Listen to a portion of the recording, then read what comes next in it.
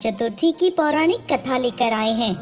एक समय की बात है, किसी गांव में एक देवरानी और एक जेठानी रहा करती थी। जेठानी अमीर थी तो देवरानी बहुत गरीब थी। उसका पति जंगल से लकड़ियां काट कर लाता और शहर में ले जाकर बेचा करता था और वो बहुत बीमार रहा करता था।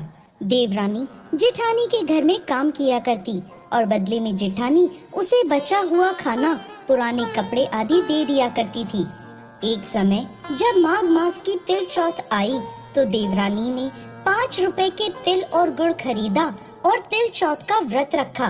पूजा पाठ करके व्रत की कथा सुनकर उसने तिलकुट्टा बनाया और उसे अपनी रसोई के छीके में रखकर जेठानी के घर काम करने चली गई। जेठानी के घर का सारा काम खत्म करके उसने जेठानी के बच्चों से कहा, खाना खा लो। तो बच्चों ने कहा, माँ के साथ खाएंगे। फिर उसने अपने जेठ से खाना खाने को कहा तो जेठ ने भी मना कर दिया। अब देवरानी अपनी जेठानी के पास गई और कहने लगी, दीदी अभी तो सब खाना खाने से मना कर रहे हैं, अगर आप कहो तो मैं अपने घर चली जाऊं।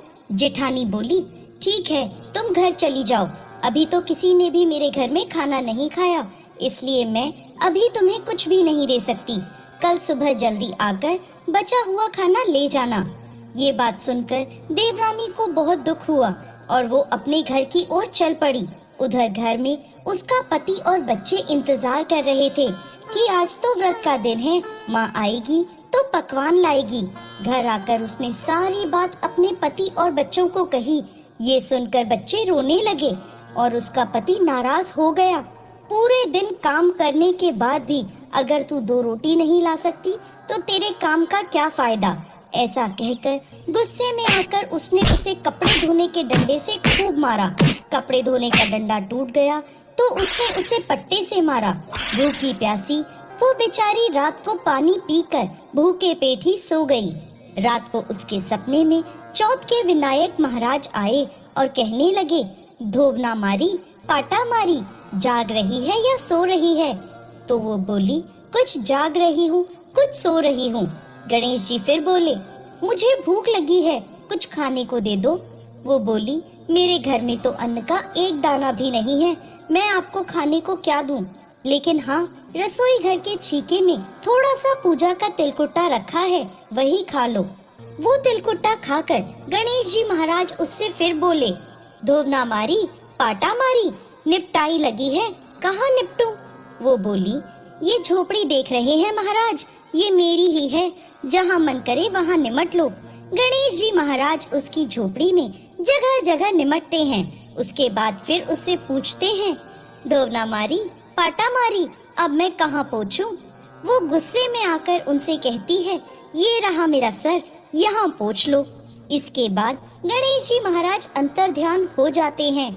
अगले दिन सुबह उसकी आँख खुलती है तो देखती है कि उसके घर में चारों ओर सोने चांदी के भंडार भरे थे।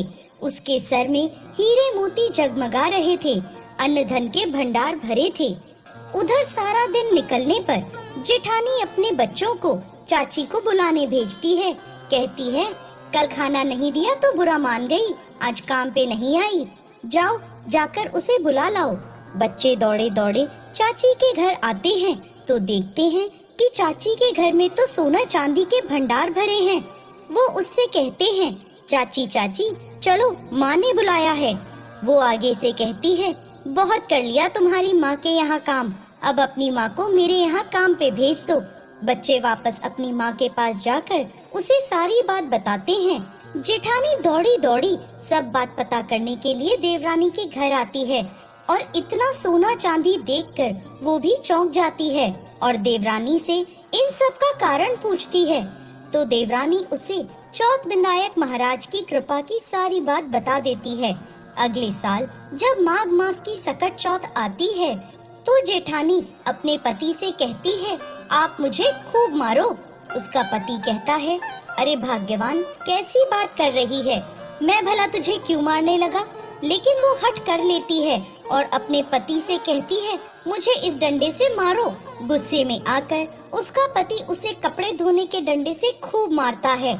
अब वो खुशी खुशी खूब घी और मेवा डालकर तिलकुट्टा बनाती है और उसे रसोई में रखकर चादर तानकर सो जाती है। थोड़ी ही देर बाद जेठानी के सपने में चौथ विनायक जी महाराज आते हैं और कुछ खाने को मांगते हैं। तो वो कहती है, अरे विनायक जी महाराज, मेरी देवरानी के तो आपने रूखा सूखा थोड़ा सा तिलकुटा खाया था। मैंने तो खूब घी और मेवे डालकर तिलकुटा बनाकर छीके में रखा है, वही खा लो। इसके बाद गणेश जी महाराज उससे पूछते हैं कि कहाँ निपटूं? तो वो कहती है, मेरी देवरानी की तो टूटी फूटी झोपड़ी थी, मेरा तो इतना सुंदर महल है, जहाँ जहाँ आपका मन करे वहाँ वहाँ निमट लो। इसके बाद गणेश जी उससे कहते हैं, कहाँ पूछूं? तो वो कहती है, गणेश जी महाराज, मेरी देवरानी का तो रूखा सूखा गंदा सा सर था, मैंने तो चमेली का तेल लगाया है, मेरे सर में पोंछ लो। इसके बाद गणेश जी अंतर्ध्यान हो जाते हैं। वो सुबह जल्दी जल्दी अपना सोना चांदी बटोरने के लिए उठती है तो देखती है उसके घर में चारों ओर गंदगी फैली होती है, बहुत गंदी बदबू आ रही होती है। ये देखकर वो अपना सर पकड़कर रोने लगती है। पति उससे गुस्से में कहता है, ये ले, मिल गया सकट चौथ का फल। अब वो बेचारी उस गंदगी को समेटना शुरू करती है। वो जितना समेटती, गंदगी उतनी ही फैलती जाती।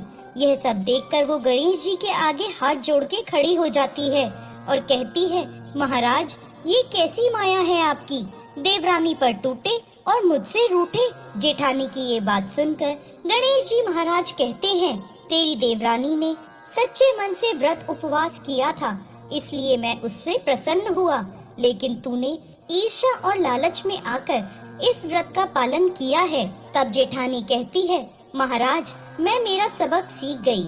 हे गणेश जी महाराज, जैसी कृपा देवरानी पर करी, वैसे ही इस कथा को कहते, सुनते और हुकारा भरते सब पर